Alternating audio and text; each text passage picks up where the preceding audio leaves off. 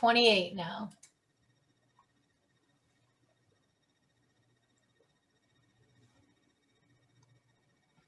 Hi, everyone.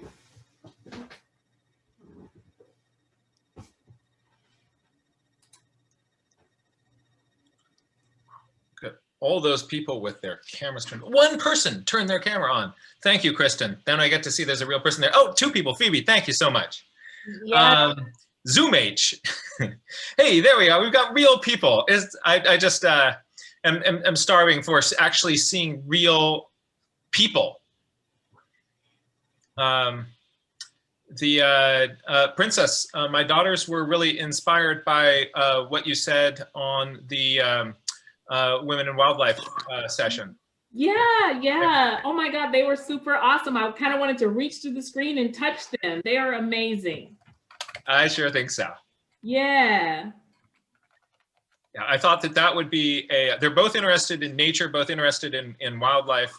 I thought that would be a really important session for them to sit on. So I was trying to interpret it and sort of explain backstory of ideas and things, and they really heard you. Oh, that's so cool. Oh.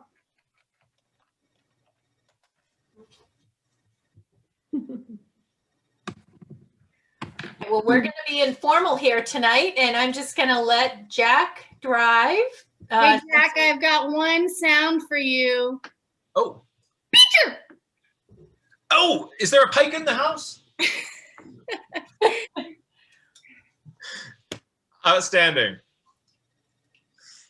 Hey, everybody. It's really good to be here with all of you folks. So this is a informal session to help you be able to draw and sketch and journal about the critters that you are studying. And so it's I'm going to try to be as responsive as I can to things that you are interested in. And I thought, though, I would like to start by just kind of giving a little bit of a framework about how I use a journal and why I think it is that using it in this way is utterly game-changing. So I'm going to jump over to a document camera, and let's see. Here we go. And I'm going to spotlight this. All right, there is a journal. So this is, I carry a notebook like this just about everywhere I go. And in it, I put all my observations and ideas and encounters and anything that I'm thinking or observing. It goes down in this book. And let's see if I can get this up a little bit higher. See more of the page. And this is an absolute game changer for being a naturalist. When we, I'm going to get a visual aid here. What I think about as what this journal is really, it's essentially, it's your brain on paper. And anything that you are thinking, wondering, observing, noticing, everything needs to go down in this book. And so what I do is this brain, you might be familiar with some of the research on brains and how much we can kind of hold in our minds at one time. Basically, 7 or so different sort of concepts or ideas, thoughts, observations, plus or minus 2. And then your brain will drop stuff out to let new stuff in. So its ability to hold information is really low. And if you're trying to do anything really dynamic with this kind of thinking, then it's even worse. So if you're really trying to use ideas and kind of connect things, the cognitive load of our brains gets maxed out really, really fast. So what you want to do is, if you make an observation, you get it on paper by any means necessary as fast as you can. So if you notice something, put it down on paper. If you wonder something, put it down on paper. If you make a connection between things, put it down on paper. And the more you do this, what this paper does is it starts to hold and store the bits of information that you are collecting. It allows you to get something down and kind of put a placeholder on it so that you can free up your bandwidth for other sorts of things. You already are doing this, kind of keeping if you keep a list of things that you need in your a grocery list, right? And the grocery list works really well. If you were sitting there thinking, gotta get eggs, gotta get eggs, eggs, eggs, eggs, eggs, eggs, eggs, eggs, gotta get eggs, sure can't forget eggs, eggs, eggs, eggs, you'd be really useless for the rest of the day. And so the same thing is true with making nature observations. If you see something and you put it down in your journal, that piece of paper is now an extension of your brain. Sort of old models of cognition, it was everything that was just going on inside your electric meat. But the idea of distributed cognition, it involves now the way we think about kind of how we think. It involves the assistive technologies that we use. It involves the colleague who we talk to. It involves all these different sorts of things, not just your brain. And if you are actively putting your observations down on paper, it just frees up all this other bandwidth for you to be able to kind of take things to the next level. So my strategy is I've got these two triads that I think of. So what I put down here, I think of my process as I notice, I wonder, it reminds me of. So I notice is any observations that I make. Then my I wonders are any questions that I come up with. So here I've been noticing the observation, they perch close together, usually seen in groups. What is the social structure of bee-eater groups? So there is my question that is tied to this observation. And the third piece is it reminds me of. If I'm looking at this and the behavior of these birds reminds me of something else that I've seen, other social birds. It reminds me of the phoebe and their fly catching behavior, whatever it is. If I write down and document those connections, that also is just helping my ability to think, right? So I want to have my observations, my connections, it reminds me of, and my questions. All that stuff dynamically piles together on the same page. And the way so that's triad number one. Triad number two is the idea of words and pictures and numbers. And you probably have more comfort in one of these areas than in one of these and less in another.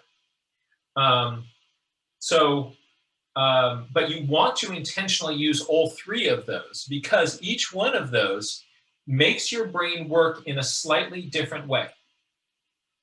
So when you are making a sketch of something, you are thinking in really different ways than when you're using words or when you're counting things, right? So what you want to do is to intentionally use all of those strategies together, right? So you've got your I notice, I wonder, it reminds me of, you have your words, pictures, and numbers, and what you're coming together on the page is the intersection between these two. And I often use these as a strategy for helping me to see, like, what is my next step? What else do I need to do? If I'm looking at something and I've written some some observations. I've drawn some sketches of here's otter tracks with blood in them, right? There's this otter that went running across a road in the snow. I follow it down the stream bank and I find there's blood in its tracks, blood in the tracks. Thank you, Bob Dylan, right? And so here are sketches of that. And then here are measurements of from the front of one toe to the front of that same toe. So what its stride length is in this little lope that it's doing. So there's words and numbers, and all those things are together. But if I notice like, ooh, there's no numbers on this page, it prompts me to think, you know, yeah, maybe you better get out your measuring tape and start measuring things. And how will your brain kind of pick things up in different ways? So if I'm intentionally doing all three of those, I'm going to do better. Similarly, I want to think of, I notice, I wonder, it reminds me of, most of this is observations. Then there are questions. And then there's, it reminds me of, can I, you know, what have I seen before that sort of reminds me of this? That will just sort of help my brain work in different ways. So all of those pieces come together as I am exploring and thinking and just messing around with the world. And you might be thinking, that's great if you're an artist, right? So let's address that straight up. The purpose of this journal is not to make pretty pictures. The purpose of this is your brain on paper. If you get a pretty picture, that's great. If you don't get a pretty picture, that's great. But you want to intentionally use pictures because they'll make your brain think in different ways. And the cool thing is, if you, in your journals, if you start making pictures on a regular basis, anything that you do on a regular basis, you're going to get better at it. You will become good at drawing pictures because you're making lots of pictures. If you don't do that, it won't happen. So drawing, we have this myth about it that it's a gift. Some people have it, some people don't. The most important thing is just to start putting in pencil miles, and you do not need some Malcolm Gladwellian 10,000 hours. You start doing this on a regular basis, and what happens is your brain changes its structure. So anything, the signal your brain needs to lay down new neural structures, that is learning, is repetition with effort. So if it's a little bit hard, that's actually good. That means your brain is leaning in, and you keep doing it. Your brain goes like, you keep doing this. I'm gonna make it easier for myself, and I'm gonna wrap some neural networks around whatever activity it is that you're doing, and then boom, you get better at it. So repetition with effort, you'll get better and better and better at this. It will happen. And that is a guarantee. So here is your guarantee on this. If you, right now, I'm talking to you, right? If, wait, where's the lens? No, right there. Yeah, you, right? If you start drawing in your journals and notes on a regular basis and you give it 1 year, by the time we come back to the conference a year later, you will have a really significant degree of mastery over drawing. That is that you see something, you make some marks on the page, and the thing that you're looking at looks like the thing, you'll be getting positive reinforcement from it. You don't need 10,000 hours. You need to give a year of drawing dangerously. And this will come. It will be yours. And if at that point, a year from now, you dive into it and it has not happened, I invite you to contact me and say, hey, Jack, I was at the wildlife conference a year ago. Remember the bear with the mask? Yep, I was there. You said if I did this for a year on a regular basis, I would develop these skills, and I did it and it didn't happen.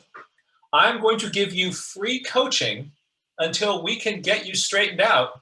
And I will become your personal journaling mentor, private lessons until we can get you, because what's going to happen is I'm going to be absolutely neurologically fascinated with you.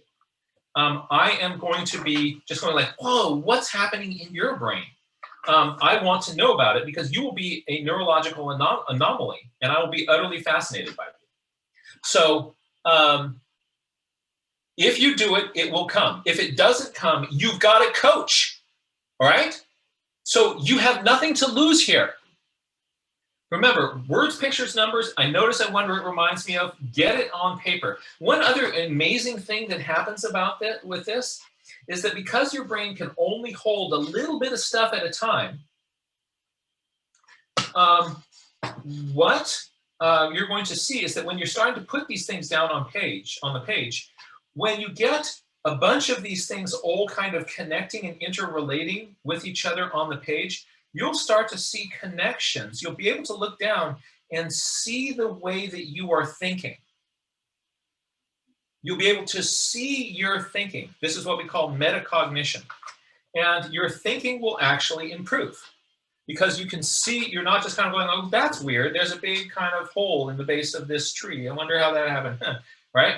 You're actually going to be, your brain is going to be then kind of, this is the motivator, an incredible motivator to start geeking out hardcore on things, right? This will bring out your inner geek.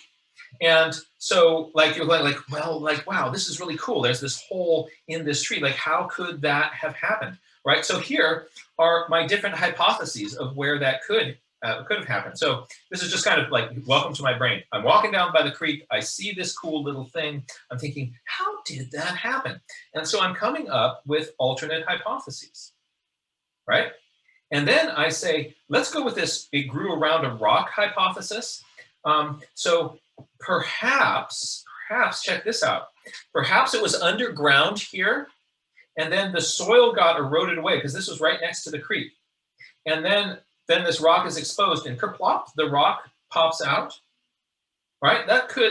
That's a possible explanation from that, right? Notice the big if. I'm not saying this is how it happened. This is an if, right? But then I say, well, if that's true, I would expect to see these sycamores with big bases like this, which would be exposed roots down by the edge of the creek. And further in the uplands, I would expect sycamores not having these big bases. So what I start doing is then looking around and check this out. In the upland creek, these are all the sycamores. This is the number of sycamores that I found. Let's zoom in on that, right? All right, and we can focus. All right. So in the uplands by the creek, or away from the creek, I found a mess, about 10 trees where the trunk comes straight down and one with a big swollen base. Isn't that interesting? Down by the edge of the creek, I found 2 where the trunk came down straight, and 5, 6, 7. Right? There's 7 ones where the trunk had this big swollen base. So isn't that interesting? So that is the pattern that I would expect if these big bases by the trees are the result of stuff getting washed away from the base of them. But what was going on with this one? There's an anomaly. I go back to that tree and my geeking out continues. So what you can see is that this kind of a page, this kind of thinking, you're able to see yourself think. Like, why do sedges grow in these little towers? Right? This is my thinking about that. I think it could be this. And you notice I'm intentionally using that kind of tentative language that we use in science, right? Here's a possibility. And this allows us to do higher order thinking. And what happens is your inner geek, once your brain is not limited by the size of your neuron package, but it's just limited by how much stuff you can put down on paper, this stuff starts dancing with your electric meat and the experience explodes. Your brain will go nuts on this. So I really want to encourage you not to just think of this as like, oh, you can sketch, there's an elk, I'm going to draw the elk, right? No, this is a house for all of your thinking, and you want to intentionally, dynamically play with it. And this is such a powerful way of getting that play on, right?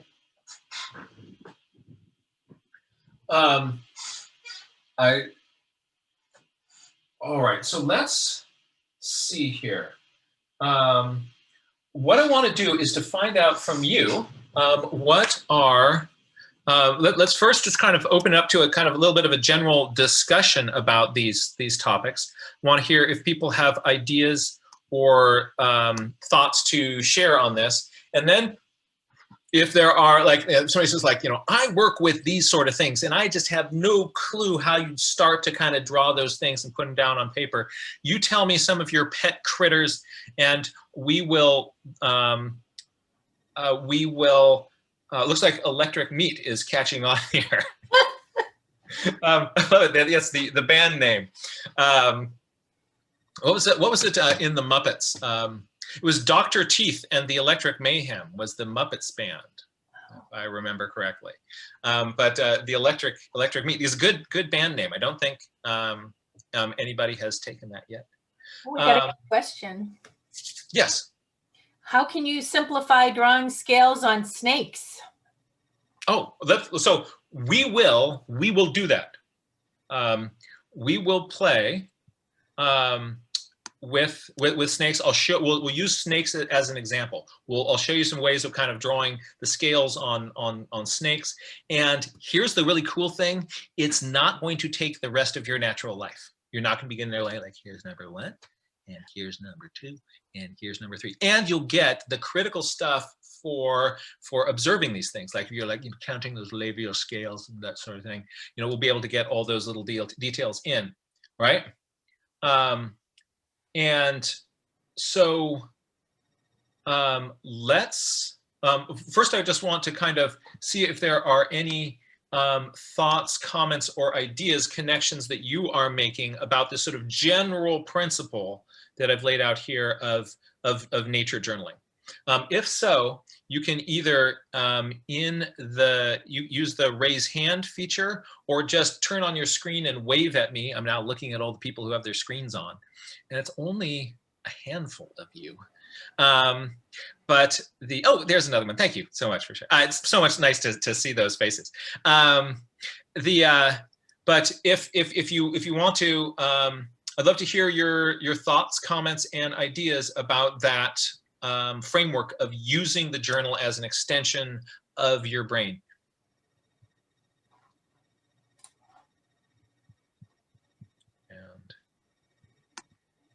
And let's jump over to Jennifer.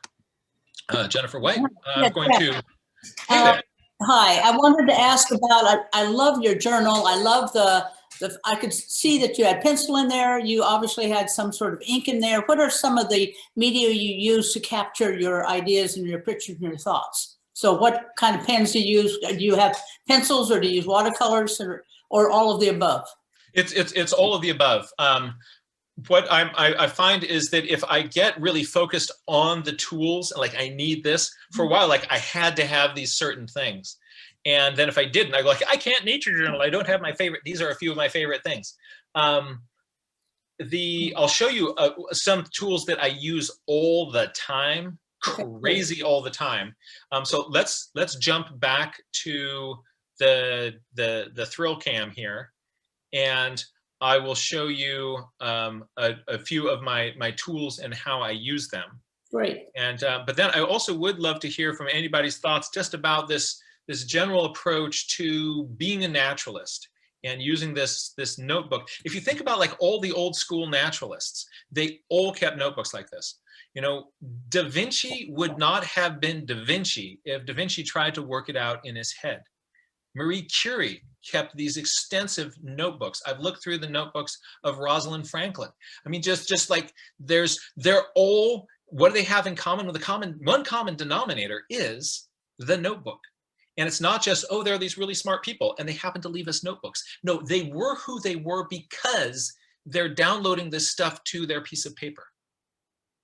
And that's the journal is an extension. It's distributed cognition. It is making the capacity of your ability to think bigger. And here's another kind of interesting thing about it. Actually, I'm going to jump to the anybody who's got their screen on right now. I'm about to look at you. I'm looking at you. All right, now raise your hand if you keep a personal diary. Oh, this is great. This is more of a proportion than I usually see. This is very, very interesting. So the research is out on this. It turns out that the people who keep a diary are more emotionally mature, more emotionally competent than the rest of us. They actually learn from their mistakes. Rather than just repeating the same one because it worked so well the last time. So there's a lots of research kind of looking at people's kind of emotional competence. And one of the common denominators of kind of really highly functioning, sort of emotionally together people is that they're keeping those diaries, because it allows you get stuff down when it's all sort of sitting in your head and it's going like, you're just going, I miss her so much. I just don't know what to do. But if the minute you kind of getting it out on paper, and then you can look back at it, you know, if you start wallowing in that same pool again, you're like, oh, I've been here before. I'm going to now go on to the next thought. And when you can see those thoughts looking back at you, it changes the way you think. And so the same is true with being a naturalist, right? By the way, I don't keep a diary, so that explains a lot, doesn't it? But I have fun. So we have 5 raised hands. If you want, I can read the names off for you if it makes it easier. Let's first jump over to Kristen. Hey there. I think, well, okay, never mind. I was just going to say there was a really interesting question in the chat that I wanted to mention. A couple people said it, so I don't want to list like the 10 people that all had this question. But, well, there was a couple, but the one that I'm the most curious about, and that I also have, is how do you draw fast moving things? Like, for instance, a bird that you see, you know, a minute and then it flies away, but your drawing takes Yeah. No, I'm with you, because, you know, all this stuff in these journals, this is all done from life in the field. So this is not looking at photographs. This is all done real time in the field, right? And so how do you do that? I do not have a photographic memory. I don't know if such things actually exist, but I know that's not me. So once we, so our order of operations are, we're going to start with kind of some tools and equipment. We're then going to jump over to scales, and there was a mad plea for a lizard. And so we'll take a look at that. And then we'll do birds and things that like to move. And because birds too, they do like to move. And so we'll look at how you handle that. And you can. Chrissy, let's bring you in on this. Hi. Wanted to hear your thoughts or questions. Is there something that you wanted to add in a direction you wanted to take us? More of a comment too. I find it really interesting, the different components that you're bringing in. And I come from someone who was an artist as well, and was told early on a lot about how that part of your brain just is totally different, you know. And when I've been in the field, observing something with my binoculars and trying to like, what do you want to do? Yeah, having those specific questions. What's that? Oh, somebody else was talking. Having those specific questions to answer would be very helpful.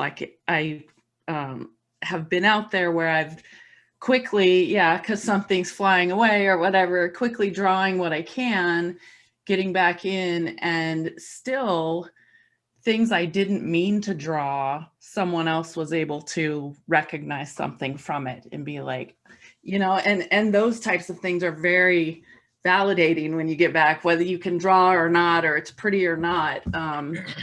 You don't realize some of that stuff. So. That's absolutely right, Chrissy. And it's got, there are two critical things. One is that when you're doing that in the field, because you have to look back at the thing and look back at the thing and then look back at the thing, not just at like, oh, it's an Impidinax flycatchers. I know the places I need to look in order to identify this thing. But, you know, because you're now drawing the leg of the thing, you have to look like, what? Where does the flycatcher leg? And it's, you know, you're looking at all these things that are between the things that you otherwise would be the only things that you would focus on. You will notice more. Right? It doesn't matter if it's a pretty picture. Like, yeah, I would draw like what I was thinking of as an eye stripe or a dark spot, and the person's like, no, we look at the light areas, but you have that there too. So it's like, right, oh. Right. And it's easy for us to kind of get tunnel vision where, like, when you know these are the field marks, like in order to tell the difference between the Western bluebird and the Lazuli bunting, I'm going to look for the wing bar and I'm going to look at the bill shape, right? So you see the bird, you look at the wing bar, the bill shape, you're like, okay, boom, I got it. But then you're not looking at all the stuff that you're not, that in the book, in the book it says, look at these features, right? And so we do. And there's a phenomenon called the Zergenic effect, which is once your brain gets a feeling of task completion, your brain shuts down the resources that are going to that. And it's like, if you've ever studied for a test and then it's like select all delete, right? That's the Zergenic effect. And if you're kind of going, oh, look, what a beautiful bird. Oh, Lazuli bunting, great, on to the next thing. You've just bing, Zergenicked yourself. But the journaling kind of keeps you in there, just kind of engaging with, because the amount of stuff which we can observe and connect with is infinite. But if you just kind of go like, oh, identification, on to the next thing. Or like, oh, what are its bands? Okay, it's that. Then but this process gets your brain noodling in and out and through and back and forth and then connecting it like, well, what does it kind of remind me of? You're intentionally like, can I ask any question about, like, this is my thesis bird. I've seen this a gazillion times. Can I come up with a question that I've never asked about my thesis bird before? If so, boom, right? I'm going to bring Jessica in, and hey, hello. Hey there. Hi, thank you for taking my question. So I was just kind of wondering what the difference might be. You know, I know you talk a lot about like how we interpret it cognitively when we try to draw things we see online, or let's say we take a picture of something that then flew away or ran away and then we draw it later. What that might process be like, or if that's, you know, versus drawing on the spot out in the field. Yeah, so my answer to this is yes and. Is it okay to draw from a photograph? Yeah, absolutely. Is it okay to draw from life? Yeah, absolutely. The more that you're doing this, the better. But there is an interesting effect that goes on with our minds if you're just going out and you're taking pictures of things, is you'll say to yourself, I'm going to look at this later, right? But the problem is we really don't. We've got it in 1 million megapixels in our camera, but we don't really get back and deeply analyze that stuff later. And there's a cool study where they put people in an art museum and they say, go find the pieces of art that really move you and you connect with the most and are really engaging you, and take a photograph of them, right? And then we'll come back and we'll talk about those pieces. And then people came back, and there's a control group who's going out and they're just looking at the things and they don't have a camera, right? And so those people who had the camera would come back and they'd put the camera aside. So tell me about what was really moving you. And they'd like, well, there's like nothing, right? Because you figure you've got it on the megapixels. Why do I have to pay attention now? But the people who are looking at the things, well, there's this piece and kind of this, and this thing, I noticed this about this, and noticed this. So, and I'm making a distinction here, by the way, a very important distinction between what photographers do. The camera actually slows the photographer down because they're thinking about light and angle, and I'm going to try to get at the eye level of the bird, and where will it be in 2 minutes, and can I get into that place, and what do I see about, I want to kind of connect it with it. The camera slows the photographer down, so they're actually noticing more. But if we're just taking snapshots of things, we're doing that instead of being present in the moment. So just so long as you don't kind of, you know, like, oh, I've got a picture, I'll look later, because we tend not to. There's nothing wrong with taking pictures. I've got also some friends who do nature journaling, and they'll take pictures, they'll then print out those pictures, and they'll collage those into the journal along with their sketches and maps and all this other sort of stuff. It's really cool, this kind of dynamic scrapbooking effect that they get. But there's absolutely nothing wrong with taking pictures. Sometimes people will take the pictures because they think, I need to get this feather by feather field guide portrait exact drawing, right? And if I make a mistake, then I've done something wrong. So here's the good news. Everybody who's watching this show tonight, you now have, you now have officially the creative license. And what the creative license allows you to do is to have part of your details of some bird that you've drawn recorded wrong in your journal. It will happen a lot, and it's gonna be okay. But the more you keep doing it, the more those things get closer to reality. Let me just give you an example here. And we'll go back to the thrill cam.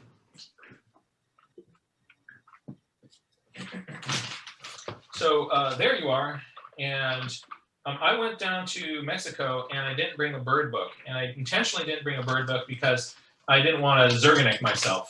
And so I would see these things pop up in front of me, and I just go like, whoa, you're crazy. And my daughter had glitter glue, so I put that on the page too, and it was fun. So here's this crazy cool looking bird. So I'm describing its vocalizations and sketching it. So look at this bird, then it flies off, and I'm trying to finish it by memory. And then the next day I'm rooting around, and I see the same bird. But look at this. This one has this little white bar on its face. I didn't get that before. Huh. So I made a mistake, and I'm now kind of an iteration closer to it. My brain's remembering what I saw here, but now I'm building on that, and it's okay. You've got permission to have a book filled with mistakes. Look at this. As it flew in, I drew what its tail was, and then realized, I saw that it's got these black and white kind of edging on the tail.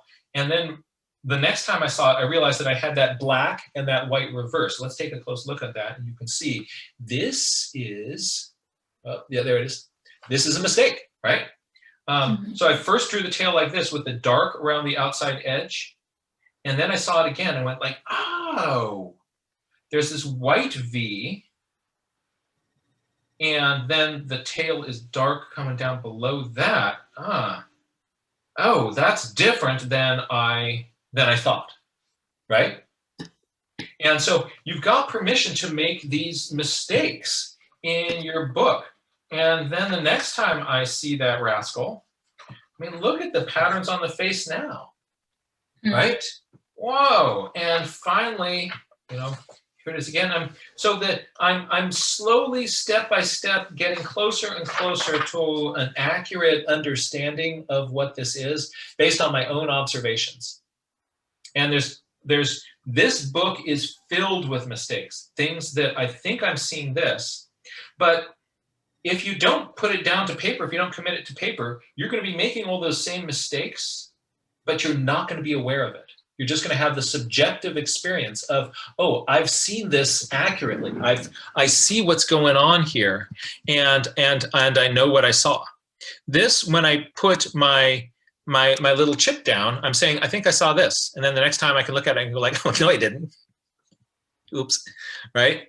And that helps me progress.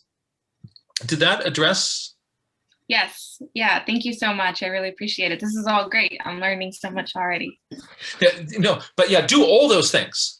And there's nothing wrong with taking pictures, but I would say yes and. So do some stuff in the field, do some stuff from looking at videos, do some stuff from looking at a still photograph, do some stuff from taxidermied mounts. You know, I see I've got, you know, a part of, you know, some critter. I'm going to go play with that, and I'm going to learn from that. So inside, outside, still moving, life, video, the answer is yes. And Awesome. you're good. Thank you so much. Hey, absolutely. And let's add Miranda to the conversation here. Miranda, it is good to have you with us. Hello, thank you for having me and thank you for doing this talk. So my question kind of piggybacks on Kirsten's, and it's that how do you and a couple people posed it in the chat too, how do you manage the timing of trying to get something down pretty fast and there being like a couple of different things that in the environment that you also want to get down? How do you do that in the field? Are you familiar with the concept of FOMO? No. FOMO, fear of missing out. Yeah. Right? Fear of missing out. And so I think like if I spend more time on this, I'm not going to see this, and I'm not going to see this, and I'm not going to see this. And that's absolutely true. But if you go over there to look at that, you're not going to see the next thing on this thing. And the world is infinite. So you see the critter, and then you sit with it and you stay with it a little bit longer. And then you see the next level, and then you see the next level. And so you can go see a bunch of little things. Or the more you stay with one thing, as you probably know from whatever research project you've been doing, as you start to drill down, the depth, you start to see how deep this goes in this one little place. And that's true everywhere. So yeah, if you're spending more time with this, you won't see that thing and you won't see that thing. But if you went to go see that thing and that thing, you wouldn't see any of the depth in this. I recently took a group of nature journalers to the Serengeti. And we would have we had 3 Land Rovers filled with nature journalers, and we would kind of cruise in and we'd see something and we just geek out on it and we'd stick and stay. And the guides at first were like, do you want to go on and see the next thing? We're like, no, we're just getting started, right? And so we would then kind of go more and go more and go more and go more. And like, oh boy, and all these sort of things started to emerge. And we found that, you stick with something. And when people first come up, there's a word, it's like fox, bat-eared fox. Bat-eared fox. So what most people do is like, cool, bat-eared fox, got it. See ya, right? Gotcha. And then they're out of there. And so, but the more that you stick around, that becomes that phrase. You start to add, your nouns and your verbs together. So bat-eared fox resting at den with pups. Oh, right. And so it becomes a step deeper, and then you stick around longer. And what happens is that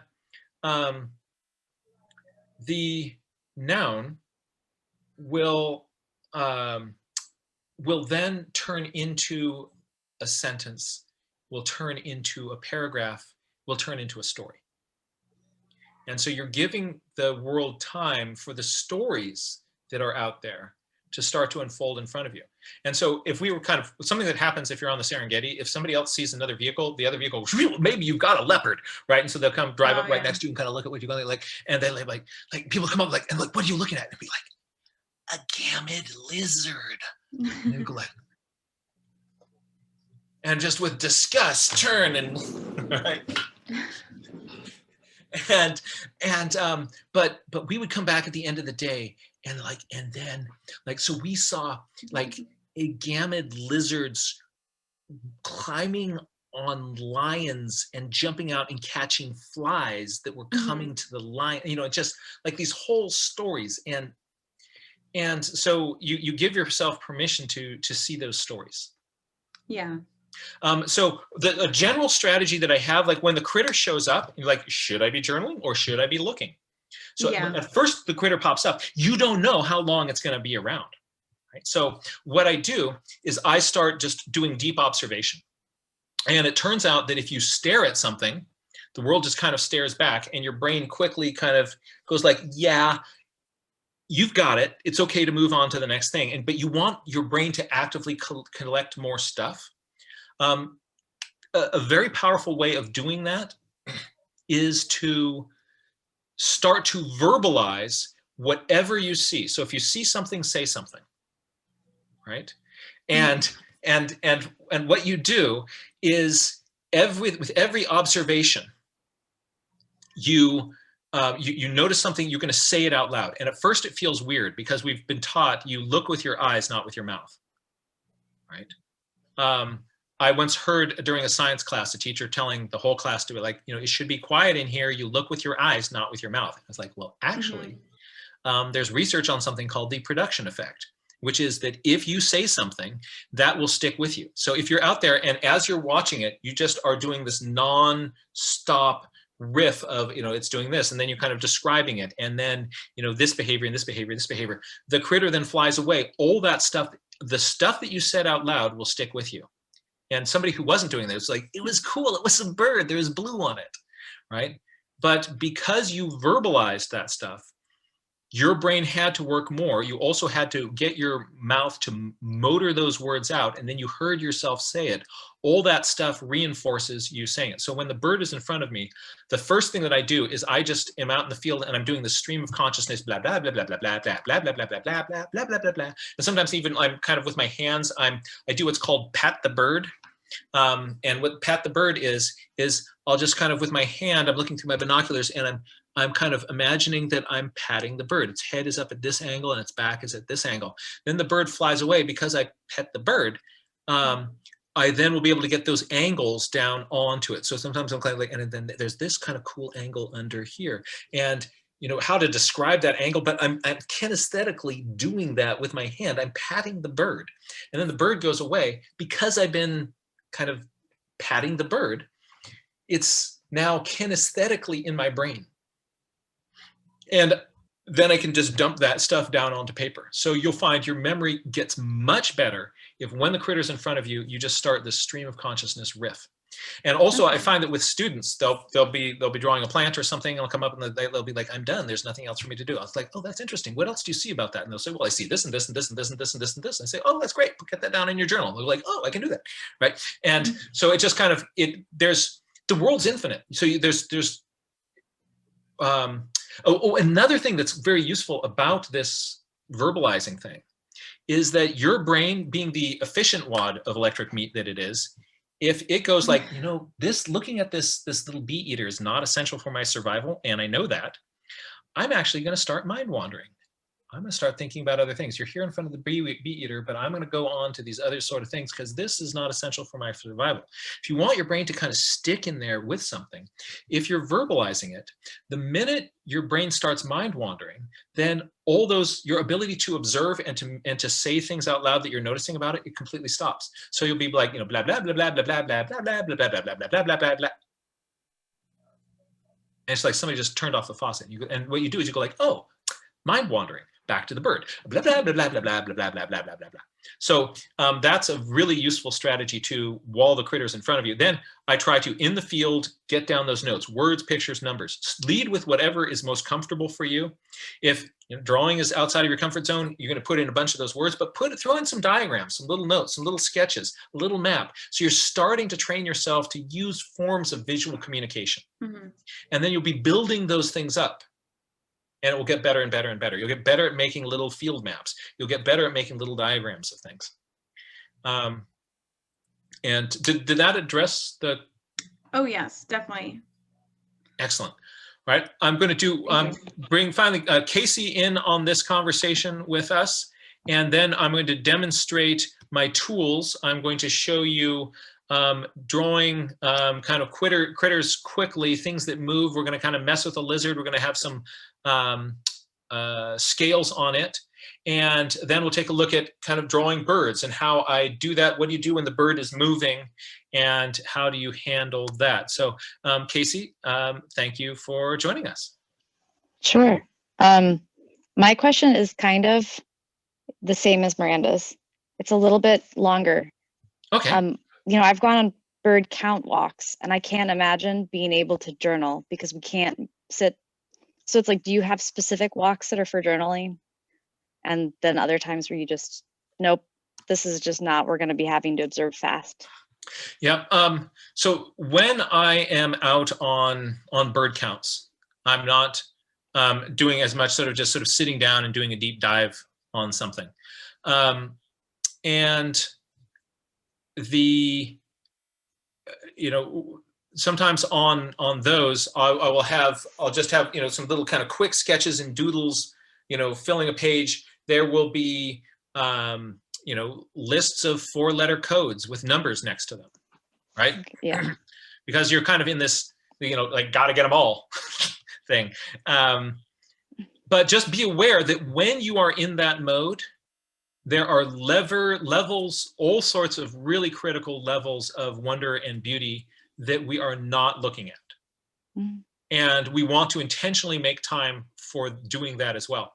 So there are times that you want to go fast and you'll see a lot, you'll take in the big picture. There are times where you want to slow down and be present and really sink into a place. There are times that you want to just sort of drop into being with an organism.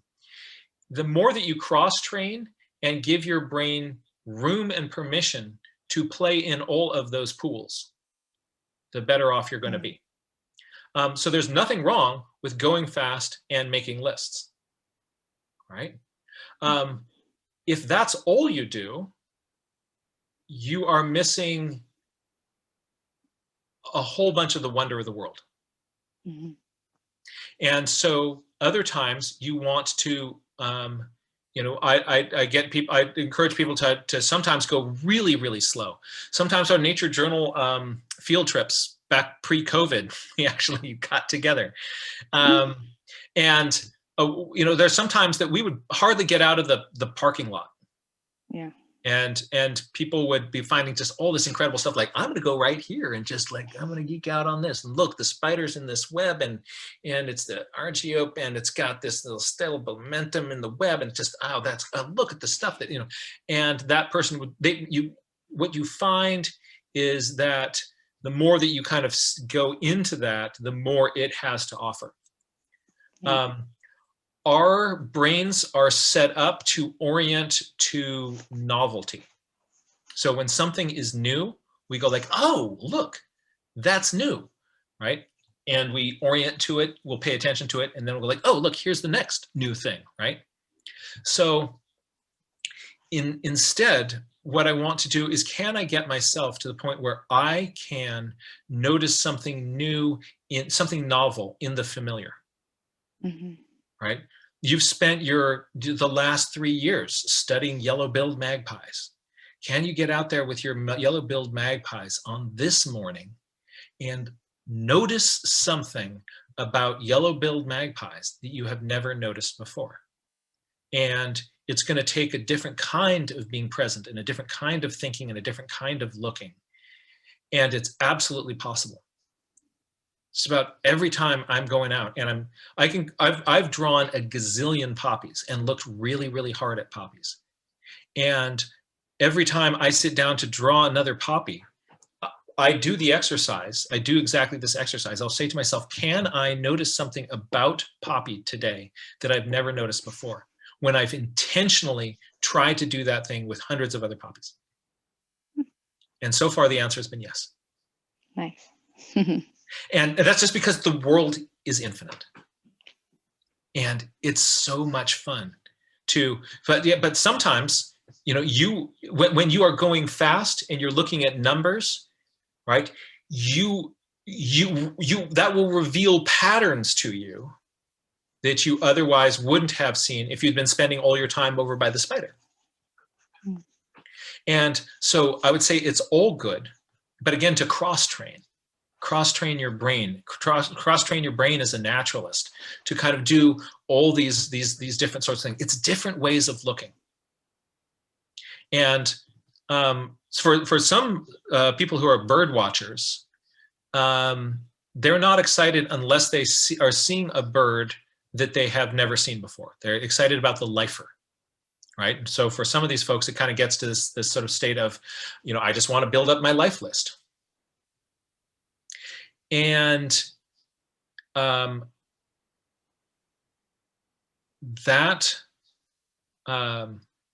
when they see a new bird, they get a shot of dopamine, and it feels good because they've trained their brain that is the goal. The new bird is the goal. But if you can train your brain instead to kind of that you can actually get that same shot of dopamine by noticing something about American robins that you have never seen before. And it's been hidden in plain sight in front of you your entire life, but you never looked with tender enough eyes to kind of tease that out from the fabric of experience of like, actually, this is an observation. This is something I've learned by looking at these. I now know this new thing about robinness that I've never known before. And that happened today. It doesn't have to be a new bird. You can actually get that novelty dopamine by finding something new in things that are familiar. And then that makes things that are really familiar to you. You never can be bored. During COVID, I've been geeking out with vegetables from Costco. Nice.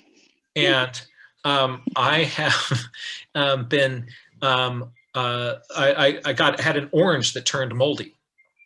And I started documenting that. And then this onion sprouted in the pantry, and like, oh, it became this whole project. And all of these, you know, there's this sort of infinite layers of wonder. And with that, we can never be bored. So I'd say, again, it would be a yes and thing, right? So I like the cross-training idea. It's great. Like if you're getting really good at like the point counts or whatever it is, the system that you use, that's great, and that's this incredible skill. And again, you can then see patterns that other people don't. Yeah. But then sometimes, like, I'm going to go at a different pace, right? And I'm going to see what happens when I slow down and kind of drop into this place at a different level. Or you can just sort of pick a target organism and say, like, all right, you're my teacher for the day, right? Yeah. Where are we going to go, right? And then be aware when things pop up, when things bubble up, like, and this is new, and this, and this, and this. So yeah. Did that address your question? Yeah, it's more the like other people that are around you that make the expectations. I'm like, you get your kids to let you do this? That's amazing. My kids are like, let's keep running. Yeah, again, it's just, and there are times for running. So I've got two daughters, thing one and thing two, and they call themselves the Adventure Girls, and they are masters of up, down, over, around, and through. And so when we go out on adventures, they have these little backpacks on, and like there's like the headlamp in it, and they've got a rope, because you always need a rope. We're always finding places like, oh, if only we had a rope. And I'm like, but Daddy, I've got one. Oh, all right, then let's go for it. I'm just so glad you brought that. And they've also got their journals in there and their notebooks. And so we'll be doing up, down, over, around, and through, having all sorts of adventures. And then we find places, and now we're going to stop, and we're going to be still, and we're going to sink into this for a little bit. And then more up, down, over, around, and through. And, you know, we're climbing up over the stumps and kind of getting down in those. Then we come back dirty and you know, some scrapes and rope burn, and it's a good day. But also kind of making time in the fabric of that for how do we train ourselves to stop and be present and to kind of go deeper. And yeah, it is stuff that it's a learned skill, and we get better at it with practice. Thank you. Absolutely. Awesome. I'm so glad I finally got to like be present at one of these. Oh, I'm really happy that you're here. Yeah, thank you. All right, so let me, now I'm going to jump over to my, the Thrill Cam again. And we are going to, we'll do the stuff that you thought was going to be going on when you came to this workshop. I'm going to be showing you some drawing tricks and stuff. So, and look, it's an hour has gone by. So for people who have to tune out at this point, this is being recorded, and that will be shared. And so if you do have to go now, I understand, and I don't take it personally, but now let's look at how to draw. Jack, this is Janine. Do you mind if I jump in with one quick comment before yes, please. we move on? I just want to say, if there's anybody jumping off at this point, I just wanted to point out that this has been so fantastic, and I dropped a link into the chat if you're interested in checking out Jack's website or supporting his work. Oh, great. Yeah. So on my website, which is johnmuirlaws.com, There are hundreds of hours of free drawing tutorials. There are things on speed drawing birds, where there are video classes on these topics. There are ones on drawing scales. There are ones on drawing snake faces. There's, you know, all this sort of the sort of things you're like. There are hundreds of resources there, and it's free. There's no paywall, right? So you can go check that out. There's also a button there if you want to support my stuff by making a donation, then please do. But all that stuff is available for free.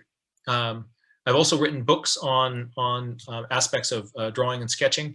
If you're interested, I also teach 3 free nature journaling workshops every week. So if you're free around noon, and if you can't make those at that time, I film them and I put those up as videos on my site. Tomorrow, for instance, at noon Pacific time, I've got a course on botanical illustration, start of a botanical illustration series.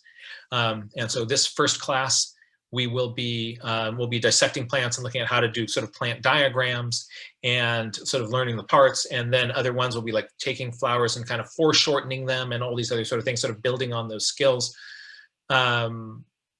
And it's fun. So I've got a calendar. There's no registration that is required for any of these things. You can just drop in. Every Tuesday is what we call Ask Jack, where people come in with questions just like you've done. Like, how do I draw scales? I want to draw things that move. I want to draw. So where people will come in, you'll ask a question and we'll answer it live. So you'll get a chance to see what that looks like, because we're about to answer some of your questions live.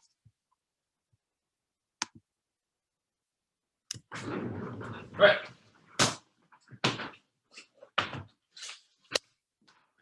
I think the first question was scales. Oh, actually, no, first question was, what about your gear? What about your equipment? So let me show you, these are a few of my favorite things. Again, you don't need these, but I like them. When I start to draw, I will very often block something in with this pencil. It is a Prismacolor Kohl Erase non-photo blue pencil. And what's great about it is that it makes these very, very pale lines. And I can block in a shape with it. You see that? See, that's my point. It's so pale that you at home can't see the lines that I make, but I can see these marks there on my paper. So I'll block it out with this and get the basic shape.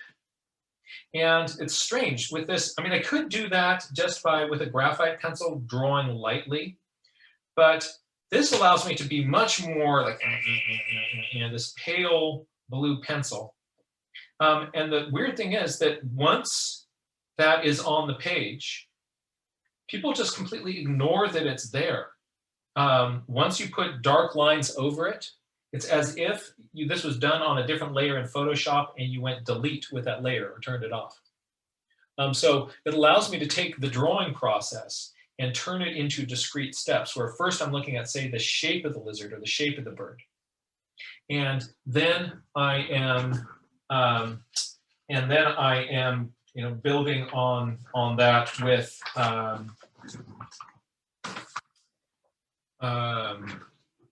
can then go over that with my pencil, and that's good. So you can't really see it here. So when I'm demonstrating what I would do with that, I'm going to be using this mechanical pencil that has a darker blue lead in it. And you're able to see on the page, but I usually don't do this. But when I'm demonstrating drawing these things, I will block that. You'll see me block things in with this and then go over it with just a regular pencil. These days I'm doing lots of drawing with a ballpoint pen, and because it doesn't smear, I don't like the pages rubbing on each other. So this is mostly ballpoint pen. And then for color, I'm either doing colored pencil or watercolor on top of those pages. Another pen that I like using is a zebra, what's called a zebra pen. And it's cool because it makes a line that can be either very thin or thick. So depending on how I press, I can get a thin line or a thick line. And so for some of my illustration, some of my drawings, I'll sometimes kind of add emphasis in places with this. So generally my process these days is I'm going to draw the basic shape in with this pencil, which I'll be demonstrating with this one. Then going over that with a ballpoint pen, and then coming in and picking up some other lines and popping some lines with this pen. I am tending to do most of my stuff these days with watercolor. Once you get comfortable with watercolor, it ends up being kind of a fast way of doing things in the field. For field work, I have a sock that goes around my wrist. And I have a brush pen where the water is inside the handle. And then when this gets empty, I just put this under a tap or a stream or my canteen, and I can fill this up with water again. And it makes for really easy painting in the field. The cool thing about this is, say I'm painting along, all I have to do is take this brush, put it on my palette. I'm now painting blue. And if I want to go on to the next color, I give it a little squeeze and a wipe on this. And my brush is clean. And I can now just go on to the next color. So it makes doing watercolor in the field a lot easier. These are for sale on my store, if you like them. So those are a few kind of my sort of most high percentage tools. If I'm doing something on a sketchbook that has toned paper, I will also bring a white Prismacolor pencil, because then you can just put in these whites and they really pop. It's fun to do this. Also, if you're in a high glare environment, it's fun to, this will cut down the amount of glare, and you don't get snowblind by looking at your white paper. So if you're doing something sort of in equatorial area, that is going to help.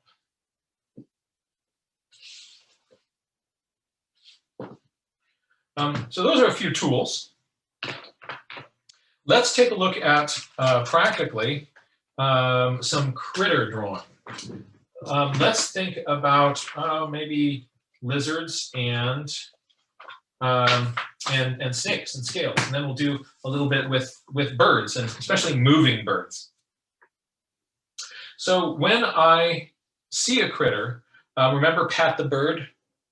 I'll do the same thing. I pat the lizard. So I'm standing there looking through my binoculars, and I've got these fun close focus binoculars. I'll show them to you. They're inexpensive, lightweight binoculars.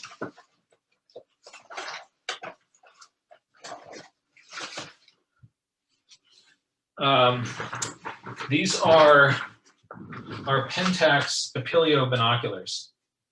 And so you can use them for distant birds. But the crazy thing about them is that these will focus on something that is a half a meter away from you. So I can sit next to the bush and put this on the flower, and now the flower is this big. And I can see the honeybee coming to it and watch its tongue probing into the flower. I can watch, the details of what a spider is doing. I can kind of, it's kind of like the microcosmos cam, and the butterflies and things don't scare away when you're looking at them through this. So that's kind of fun. So the lizard pops up in front of me. I start talking out loud about the lizard, talking to myself, and then what I will often do is, if it's moving around, I will make just kind of a quick line. My first line would be, oh, can't even see that. I'm going to press harder.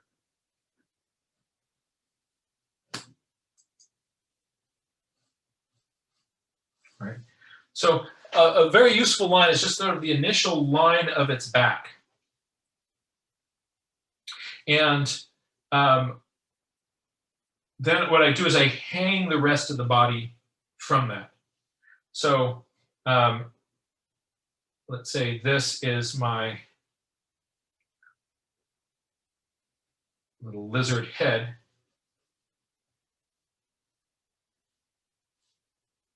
And then I have a lizard tummy. I use sort of relative measurements. So if this is my head length, then how many heads is that body?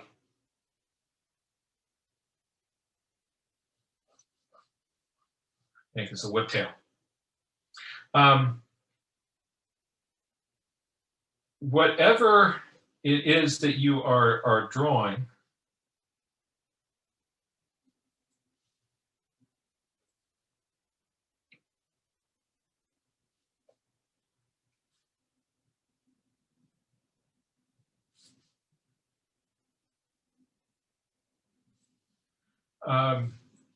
you don't have to get all the details down. I've got lots of things in my notebooks that are just sort of starts of things, right? So here's the start of this bird, and it never went any further than that. Sometimes things will. Sometimes they're just the beginning notes of something. Sometimes there's kind of a quick shape. Another thing you can do is you can just focus on part of the bird. Something that is a great strategy to use, I'll do that here with this lizard, is let's say I want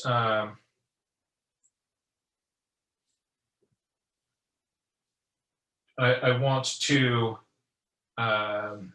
draw this, and I start working, and I get the basic shape of this thing, so this is the way I'll start, and then I will come along and say, all right, I want to be able to draw this lizard, and you begin focusing on it's being cooperative because you've got your close focus binoculars, you haven't scared the lizard away, and it's there kind of cruising around doing lizard things.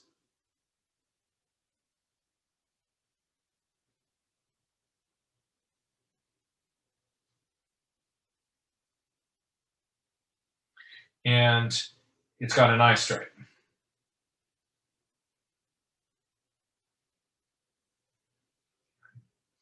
And then the lizard runs away. And you've got no more lizard. And all you've got is the start of a lizard. And you go like, oh, bummer. Well, that didn't work. Well, no, you've got the start of the lizard. You've got a ton of information here. And you don't have to finish any of these drawings. And so what I'll do is I'll just leave these notes here. And the next time I see this lizard, I can go back and continue the same drawing or start a new one. There are some kind of key places that you want to pay extra attention to. One is, if you're doing lizards, just spend some time learning the shape of that lizard's back leg, because that lizard foot does some funky things. And then you've got those little claws that are coming out.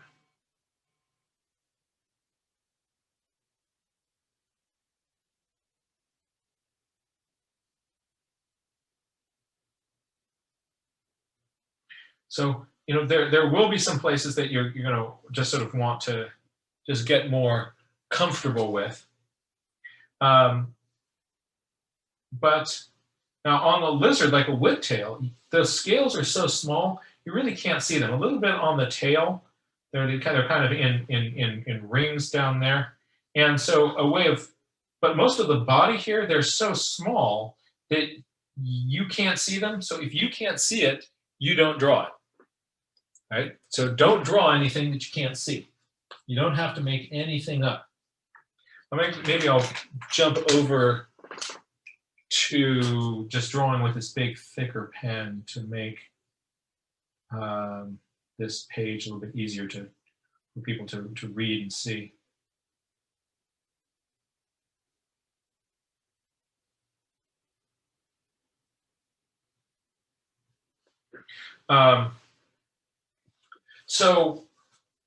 But on a snake, you will see the scales. So let me show you a couple of scaly tricks.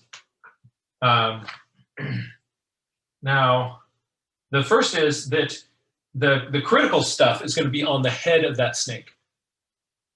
And so you've got the snake in your hand. What I do is I block out. It would help if I was actually looking at a snake, but I'm trying to just sort of remember snakeness.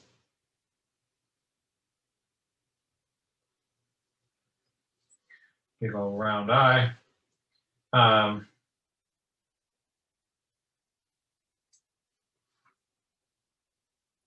So what I recommend people do is just sort of think of a side view of the head. And you can also do a top view of the head. Well, I'm going to show you a resource. This is from a book that I wrote on how to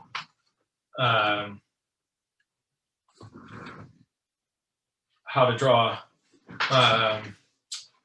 reptiles, amphibians, nature stuff. So you can also buy this at my store. But by the way, if there's anybody who's watching this and there's something that you see on my store that you really like and you need, but you can't afford, send me a private email and say like, hey, I'm a struggling student and I really need this book. And we'll get it to you, right? So if there's something that you can afford, please do buy it. But if there's something that you need and you can't, you let me know. You're out in the field doing the critical work of connecting with wildlife and helping us learn about it. I will hook you up, right? So how many people? That's 50 people on the show. So the just shoot me an email, johnmuirlaws@gmail.com. Say, I like this book and here's my address. We'll work it out. But here's what I recommend people doing. There's a few places to really kind of pay focused attention. One is the number of scales right along the cheek here. And so actually let's make this a better little snaky drawing here.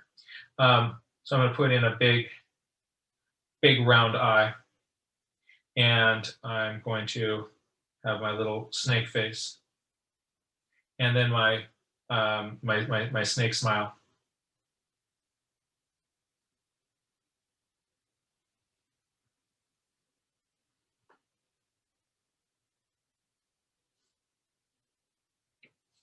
So things that I pay a lot of attention to are what are the, actually my eye should be closer to the front here, shouldn't it? That's okay.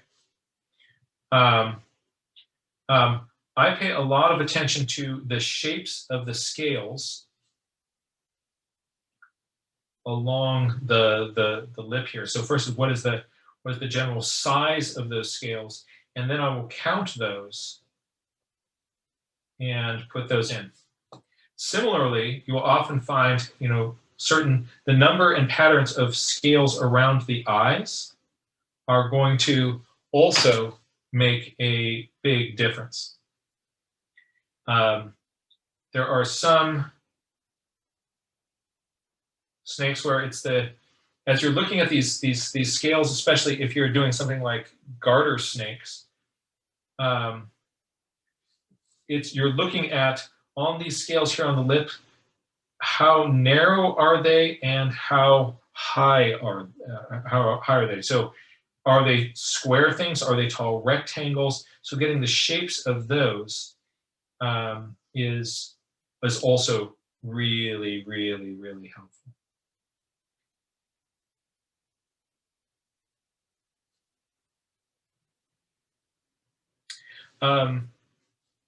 For all the rest of the scales on the head, you don't have to, if you want to, you can draw them in. But it's easy to kind of get lost in there. So what you can do is just sort of, show where some of those scales sort of start to go off, and then just let those lines kind of just fade out and disappear.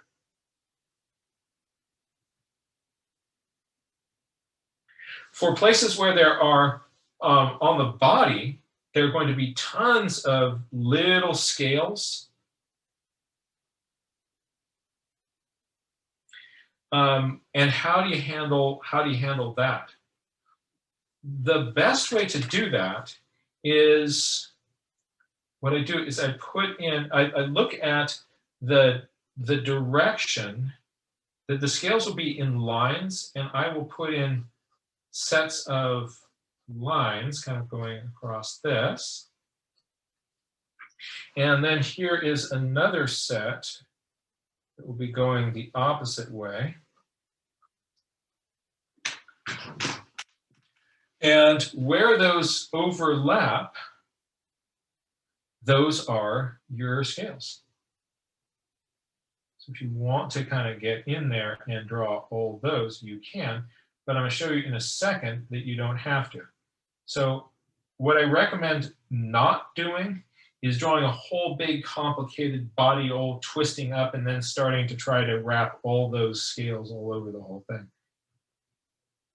Have a few scales so you can sort of see the shape of them and then note whether they're keeled or they're smooth. But that grid is a great way to be able to place those scales. When I am taking fast notes, this is a strategy that I came up with that I really like. This is a drawing of the patterns on the body of a garter snake, where I don't have to draw the entire body. And what I'm going to do is that yellow line in the middle, that is in the middle of the body, right? That's that yellow line up there, that's on the top of the snake. And so this one has one on the top and then one on the side, right? So what I do is I make myself a little, I've got the snake in my hand, and I say, all right, let's kind of come down closer to that.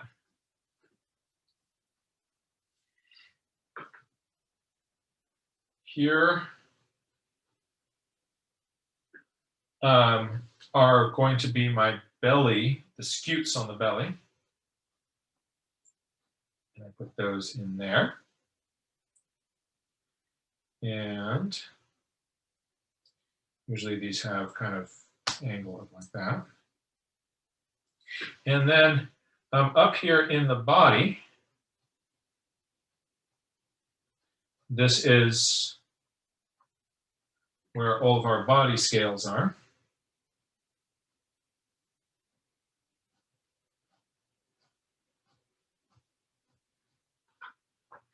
And then I'm just looking at what are my patterns and colors. So I've made myself this little grid. There's a little bit of the belly section, and then there's a longer part for the body. And then I'm going to put in, all right, here is a lateral stripe on it, and here is a central dorsal stripe. Right? And so then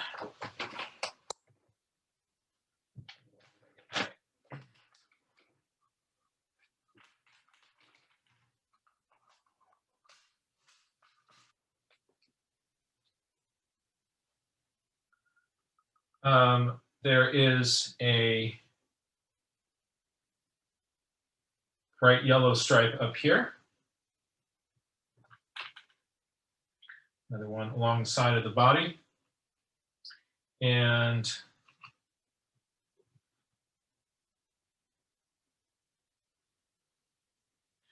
the rest of the body is black.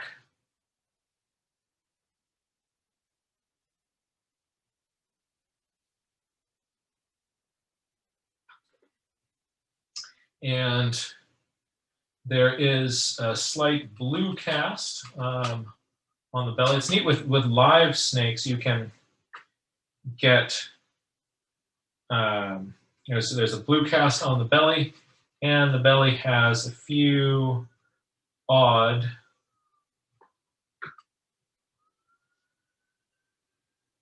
dark marks on it. So with this little kind of snake strip, this allows me to get a ton of information about the snake down. So this would be, this point here is the middle of the back of the snake. And then this is wrapping around the side down to the bottom, and then this is on the belly. But you see how with this little strip here, I get all of the pattern information about that snake in there, and bam, I'm good to go. So that's a speed drawing thing. Like if you're trying to do the thing where, like, now I'm going to draw the snake and it's kind of wrapping around here and it's twisting around, and then the stripe is, and it's folded over here, and then there's some grasses sticking out here, like right? You'll go nuts. A lot of people who do those, like when Stebbins is making those sorts of drawings, he's sitting in his studio. So don't expect yourself to kind of get that full portrait thing just kind of running around in the field.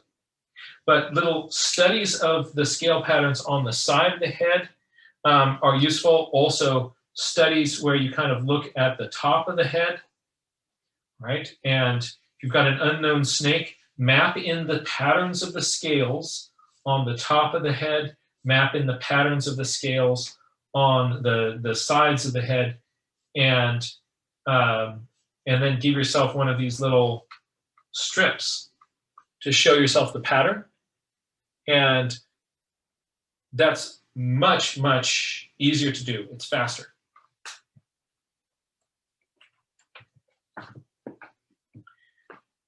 Now, let's take a look at speed drawing birds. And then it's time for bed.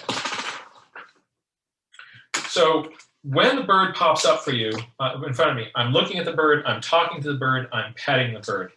One of the critical things that I'm doing as I'm petting the bird is I'm feeling the contour down the back of its head and along its back. That first critical angle. So I pet the bird, I get that angle. Some birds, when you look at them, that angle is flat. It's just a flat slope all the way down the back of the head and onto the back. And then what I do is from this spine of the bird, I'm going to hang the details of the bird. I'm going to hang the details of the bird from that. So I will attach a head there, right? Or on this one here, my head is here.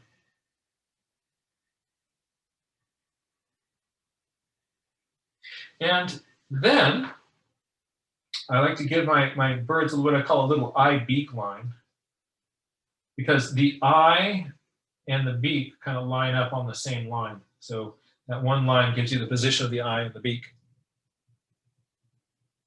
And then there's a trick that artists do called looking at negative space. What negative space is, negative shapes, are the angles where I'm going to look at the shape of the angles in front of this bird here, but not looking at the bird, I'm looking at the shape of the air right in here. So I'll look at this shape that kind of connects on the bottom of the bill right in here, or here.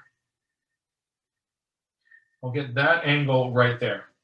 So I've got the shape of the back, the head, little shape of the front. When I've got those, I then can fit in an oval body below those and tuck it into that kind of cup that I've made. So this bird is going to have a little body in here like this one like this. My tail can come out at different angles.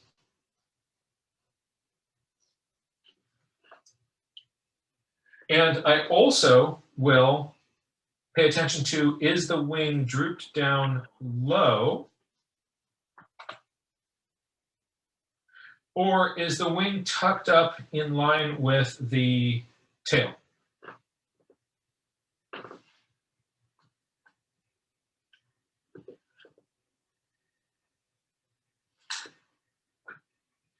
If I've got those lines, give myself some undertail coverts in here, that's blocked in the basic shape of the bird.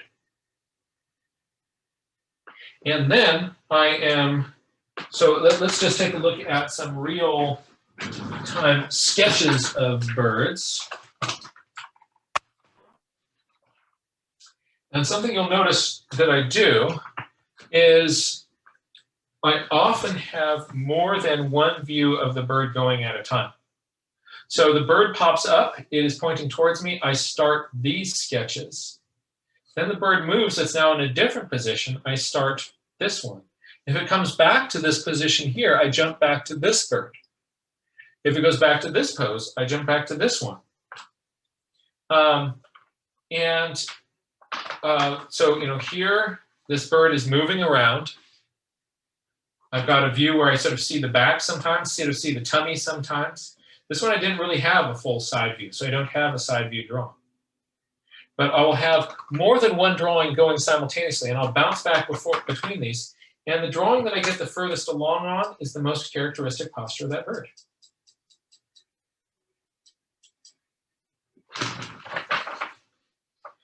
So here's a bird and here's a partial bird. Here is one bird. Here's a different head position of that same bird. Here is a different head position of that same bird. And here are just some gesture sketches of poses of that bird around. Here is the start of the drawing of this bird. And here is the back of the head of this bird. So as the bird moves, I jump over and I start doing a different drawing. But I'll have those all going on the same part of the page. So here is my side view. Here's my butt view. Here's when it turns its head towards me, I can start working on this. If it's moving its tail around, I've got multiple tails on one bird. And so as the bird moves, I move with it. Here's a bunch of jays moving around. I'm sitting there and watching the jay. And as it's moving, I'm getting these different poses. And this drawing here, this pose, would be composed of probably maybe 3 or 4 different observations of that. Like first I'm gonna get like this part, and then I could get a little bit more, and then I can get a little bit more. Another thing that you can do is just to draw part of the bird, right? Oh, that's its position when its crest is up. Oh, that's cool, I wanna get that. I don't have to have a whole bird body attached to that. Something that is being really cooperative, this little Impidinax flycatcher, little Pacific flycatcher, was just like, you don't see me, you don't see me, you don't see me. You don't see me at all. But I saw it, and I had a spotting scope. So I can sit there, and I'll be like, this will be, you know, a 40-minute pose. And it's just hanging out, and you're hanging out with the bird. That's great. But for things that move, basically, I'm moving with the bird. Right? So here are different poses of the same bird, showing actions with the tail here. And notice there's another head here, head usually held up high like this, like this. I ended up seeing that pose so much that I started a whole other drawing in that pose there, right? And it ends up that the most typical posture of the bird is the drawing that I get the furthest along on, and I don't need to finish any of those drawings.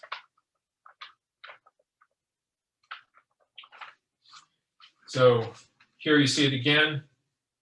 One bird, as it moves around, I get different angles.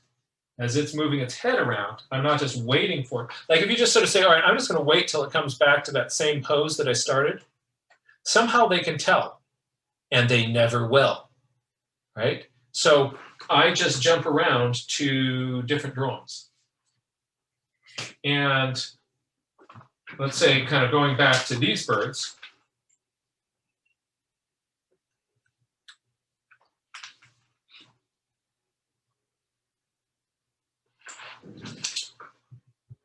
Once I've got the pose and I've been talking out loud to that bird,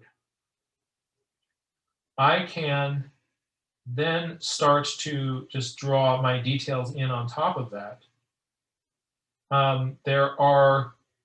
They're saying, yeah, but how do you draw those details, right? It's like, draw the rest of the owl. I spend time, when every drawing of birds that I do, I'm learning these basic patterns. I'm learning what are the similarities between them. And there are certain patterns and structures on birds that you will see in typical places. You don't have to memorize a million different birds. There are going to be, once you kind of get the bird plan down, you'll then look at that bird and kind of like, oh, really long primaries. That's interesting. And the rest of those little bird details are, they're following a basic bird model. And so when you're looking at your bird, you're not having to memorize everything. There's a basic bird plan that you can kind of get down, and then the individual bird is going to just be, something that you're going to be like, oh, that one has, that's a longer tail than I'm kind of used to. Like my kind of go-to bird has been an Oregon junco. I've drawn a lot of Oregon junco. So when I look at a bird, I'll say to myself, how is this similar to or different than an Oregon junco? And then I've kind of, it becomes sort of my unit of measurement for a bird. And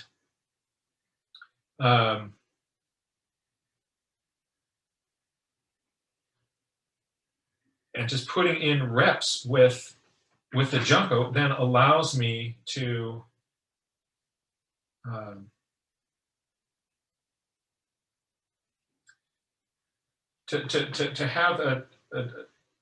a system, and I can get my basic bird form down there.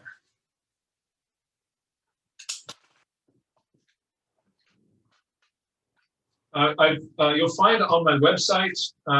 Also, I wrote a book on how to draw birds. I've got a bunch of free tutorials on sort of drawing the details in on bird bodies. And we don't have, we're not going to really be going into all those details here. But the really powerful thing to know is that there's this basic bird plan. And once you've got that in your head, you'll look at a bird and how it is different than or similar to that basic plan will really pop out to you. Before that, all the birds just kind of, they look very similar. But once you kind of understand how those wings are put together on bird one, you can apply those lessons to all sorts of other species that you see.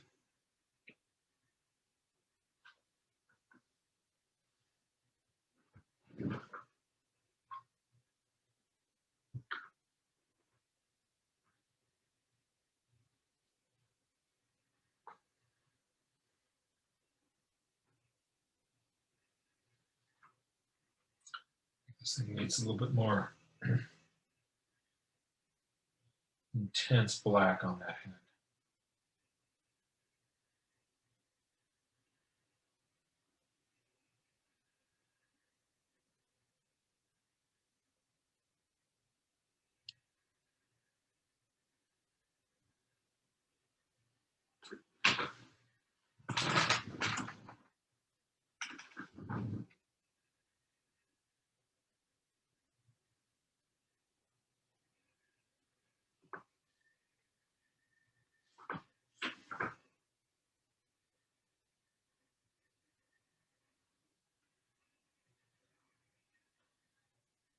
There we go.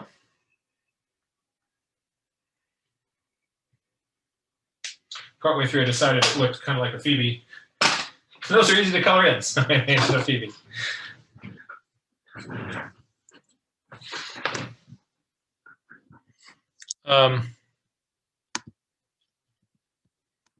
You know, if there's one take home from this,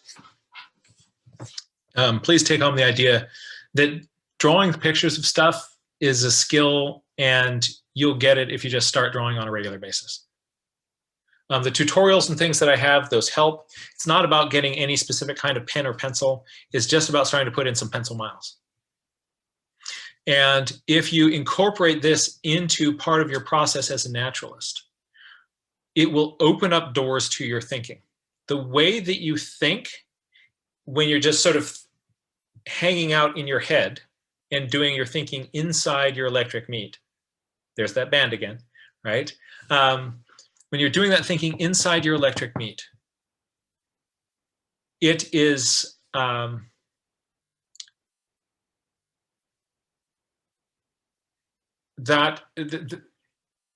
not you at your best.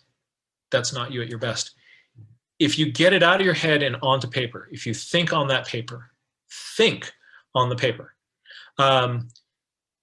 it will open up all sorts of doors to your cognitive processes, because you're not burdening your memory with trying to, like, I'm going to hold all this sort of stuff and then try to do higher order processes. If I just kind of try to get you to memorize a six-digit number, and then try to do anything else with you while you're trying to remember that little thing, you're going to be lousy at everything else you do. Just remembering a short little number will max out your cognitive load. It doesn't take much to max out our little people brains. So that's why we download stuff to paper. The way that you think when you are using visual images is different than the way that you think when you are using words. And that's different than the way that you think when you use numbers. So if we deliberately are using words, pictures, and numbers on the page, you're going to be giving yourself, you're just sort of making a bigger trampoline for your brain to play on. And it changes the way that you think. The way you think when you are thinking with pictures and images is different than the way you think when you work with words, and that's different than the way you think when you're just sort of sitting around rolling things around inside your head. And the more of that you pull into your game, the more you're going to see. Just like, you're scientists, right? Don't take my word for it. Like, go out and try this. Go out and try this. Just be a scientist with this, and observe yourself observing when you're kind of looking at the bird, right? And then observe yourself observing when you're documenting things using words, pictures, and numbers, and asking questions and making connections. What does this remind me of? How does this, what else do I notice? Okay, I'm going to put that down. What else do you notice? Okay, I'm going to put that down. What's a question, right? Notice the way that your brain engages with stuff. And you'll be able to tell. You'll be like, oh, this is different. This is different. And actually, this is better. And that really allows you to up your game. I think if you experiment with it and just as a scientist, observe yourself observing, you will see that, yep, this is a better way to see, is a better way to think. And you can absolutely do this. Again, I'm repeating my offer to you. You throw yourself into this for a year. And if at the end of the year, you go like, Jack was wrong, I can't, right? I'm here for you, right? But I feel pretty comfortable making that offer, because I've made the same offer to tens of thousands of people, and nobody's yet called me up and said, you were wrong, right? So either nobody is doing this, or everybody who's trying is going like, oh yeah, I totally can do this, right? And you'll find the same thing.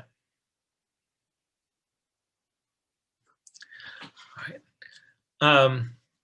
So are there any other thoughts, comments, or questions?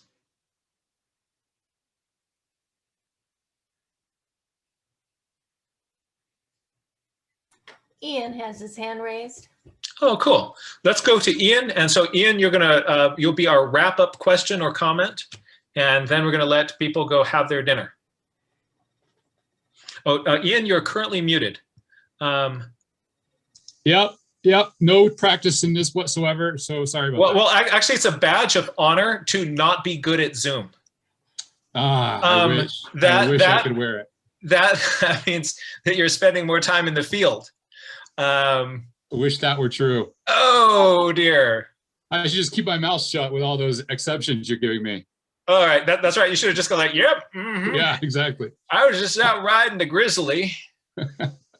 My question was, can you?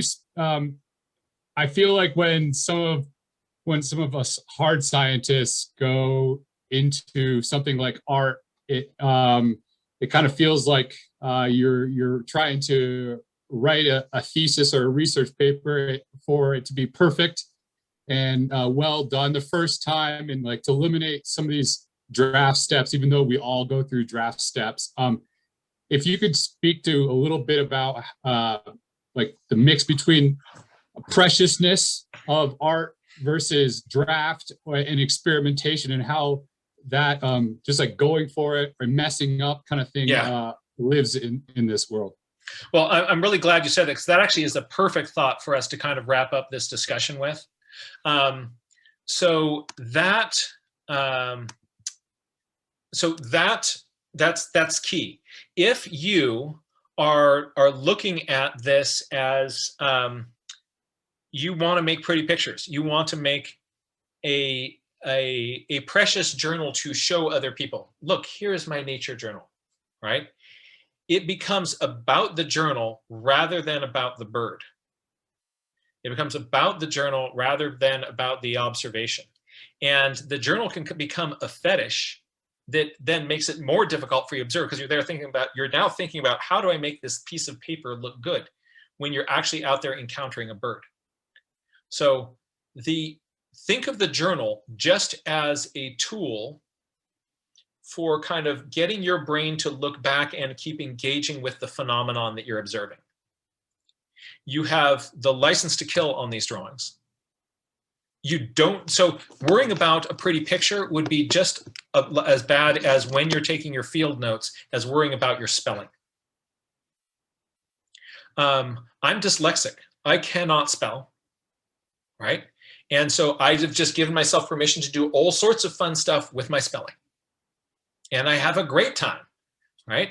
I can spell the same words 6 different ways on the same page. And I feel good about that. But so I'm not letting that slow me down from using those words.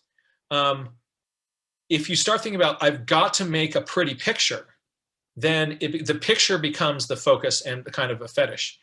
If instead you're saying, I want to use making this picture to force me to look back at the bird and notice something else about it. So if you notice something about the bird that you otherwise would not have seen, the picture is successful. If you remember that thing more vividly than you otherwise would have, that picture is successful, right?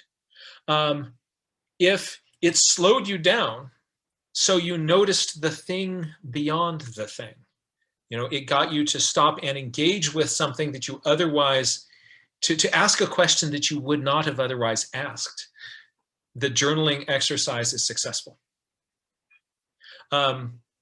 So you want to move the slider away from I'm making a sketchbook or an art book. The journal is a tool. And the minute it becomes a display piece, it loses a lot of its utility as a tool. So if, by the way, you get several pretty pictures in a row, you just run right out there and make a kind of a gunky page and intentionally like put some stuff down fast and kind of get your head out of that, like, I gotta make it look good zone, because that make it look good zone will cramp your brain. And what happens then is you then have carte blanche to make a lot of drawings. And that's the secret to getting better at drawings. So the crazy thing about it is if your goal isn't to make pretty drawings, you end up making more drawings. And so you end up getting better at making drawings faster, even though it wasn't your goal. So let the goal of the pretty picture go Keep your eye on the goal of, this is my tool. This is something that I'm using to help me look, notice, and observe. And that is what makes the difference. So that's a really critical question. And for anybody who says that, like, no, you should be out there counting. Why are you drawing pictures? Why are are you getting soft on us? Like, where's the rigor in that? Those people aren't looking at data, right? The neuroscience behind this approach is solid. The way that you think is different than the way that you think when you're using words, pictures, or numbers. You're intentionally engaging different parts of your brain. Also, your ability to visualize things changes the way that your ability to think about those things. A lot of scientists who are visually illiterate are having to hire scientific visualization specialists. So that's somebody with some art degree, and they also took some science classes to come in and look at their data and kind of go like I would visualize it this way. Like Watson and Crick could not figure out the structure of DNA until they looked at images from Rosalind Franklin. They couldn't figure it out. It was looking at the images, her images, that then they went, oh, it's a helix, which she had already figured out and was in her notes, but they got that point of clarification by looking at her work and then got their Nobel Prizes, and she didn't because of her chromosomes. But it's that visualization that was the critical part of putting that piece together. And so if you train yourself to think with pictures, you're training yourself to own this whole sphere of cognition. And maybe we'll kind of go out on this last idea. I don't know if you've been in one of these meetings where people are talking about all these different things. There's ideas and they're floating around and people can't quite wrap their head around it. And somebody's kind of quiet and just sort of sitting there listening. And then at one moment kind of pulls a napkin across the table, and on the back of the napkin kind of makes a little diagram. And then says like, well, and then pushes it across the table and says like, I kind of see it this way. There's three parts. These two are really strongly connected. It's this that's the outlier, and that's where all of our energy is going. And everybody looks at the little drawing, and because they took all these ideas and they made it into an image, the conversation gets crystallized around that, and people will proceed on there based on the image that. So I'm going to just jump over to my to the gallery view here, because I want to ask everybody. I want to ask you guys. Let's see. Raise your hand if you've ever seen one of these kind of napkin moments, right, where somebody makes an image, and all of a sudden that crystallizes the conversation. Right? So you've seen, some people have seen these napkin moments. Here's the news flash, folks, right? The person who controls the napkin controls the meeting. If it's your napkin, you're telling the story. You could have made that napkin in 20 different ways, and you chose to make it this way, and that's what crystallized the conversation, because you're able to take these loose ideas and turn them into an image. A lot of the way we think is within images. Once that's in front of people, you control the conversation. So if you can think in pictures, you can use this for your own thinking. You can also use it for communication and persuasion. Otherwise, you are going to be following somebody else's napkin. So, own the napkin. Start training yourself to do visual thinking. And you are going to be able to, if you are the person behind the napkin, right? You are able to communicate, you are able to persuade, you're able to see things that other people can't, because it's your own napkin. It's really, really powerful. And that's one of the things that happens if you just start practicing thinking on paper. And part of that is thinking with pictures. part of that's words, part of that's numbers. But you're going to train yourself to be a visual thinker, and then you will own the napkin. So I want to thank you folks for the work that you are doing on behalf of wildlife and nature. The work that you do makes a huge difference.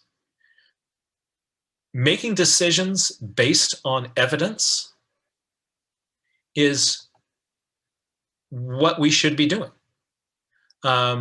Decisions that are based in evidence, that gives us a place to kind of move the ball down the field in a way that there's accountability, and there's a chance for us crazy human beings to make some better decisions. And the research that you do is critically important. And I hope we're going to get into a time where evidence gets the respect that it deserves. We should be making our policy around evidence. We should be making our plans for how we take care of our critters and the world based on evidence. And that's what you do. And I just want to, on behalf of myself, on behalf of my daughters who are lovers of nature, and behalf of all the animals out there and plants who don't have Zoom accounts and couldn't get on this call, I want to send a wild shout out to you and let you know how grateful I am for the work that you do, and deep respect. If there's any way that I can be of help to you, if there's an illustration that I might have made that you want to use pro bono in one of your journal articles, or you want to talk to me about something, or I can be of help to brainstorm something with you, I would like to invite all of you at any time you want. Feel free to go on my website. All my contact information is there. Look me up, and I'm here as a resource for you. Again, I greatly respect what you are doing on behalf of this planet. Keep it up, keep going. You are not alone, and it makes a huge difference. Thank you for being here.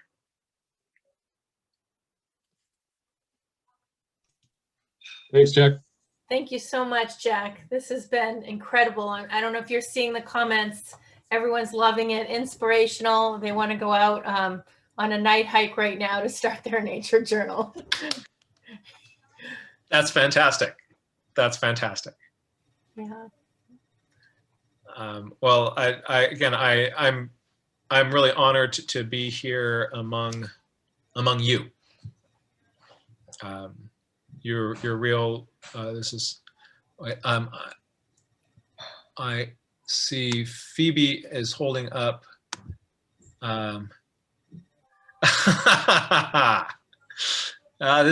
That's cool. We've got some sketchnoting going on here from Phoebe.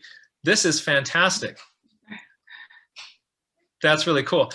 Phoebe, do you know the book, the Sketchnote Handbook? No, I don't. All right. So what you're doing is a thing.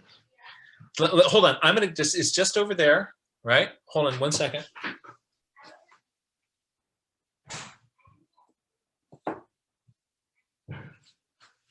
So Phoebe, this is your new Geek Out source. It's the Sketchnote Handbook by Mike Rohde. And I'm gonna just drop this under the thrill cam here, and you'll be like, oh, hell yeah. Check this out.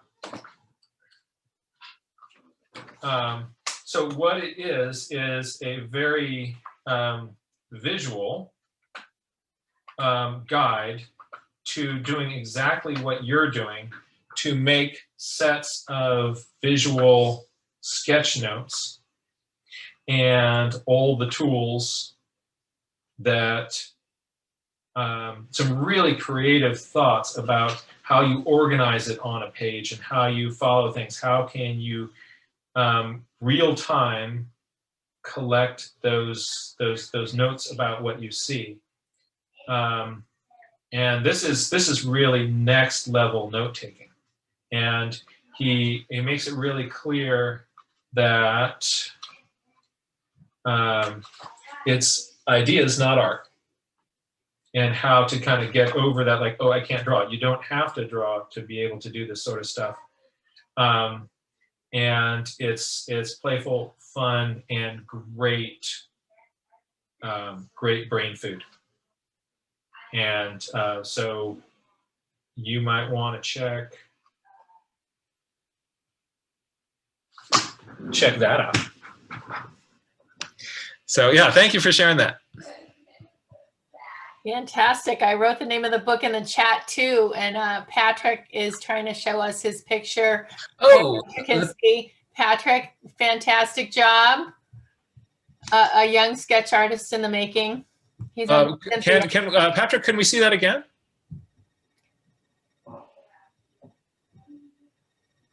There it is. It's coming in. There it is. There it is. There we go. Oh, thank you so much for sharing this with us. I love it. Yep. And there's that nostril in the bill. I really like the way that you have the bill fitting into the head. A lot of people just sort of put the bill kind of like a carrot sticking on the front end of a bird, but I really feel that this is fitting into those feathers. Great observations, and thank you so much for sharing that with us. Keep putting in those pencil miles. Thank you for coming, everyone. Thank you so much. I don't want this to end, but I think our Zoom, we're going to turn into a pumpkin soon. That's right. And there's more tomorrow. There's more tomorrow. That's right. Again, if any way that I can be of use or help to you folks, feel free to reach out to me. And again, thank you so much for the work you're doing. Deep respect to all of you. Be safe, be kind, and let's go work together to help preserve and protect this beautiful planet that we're on. Thank you, dear all. friends. Thank you so much. Bye. Thank you. Bye-bye, everybody. Bye. Thank you.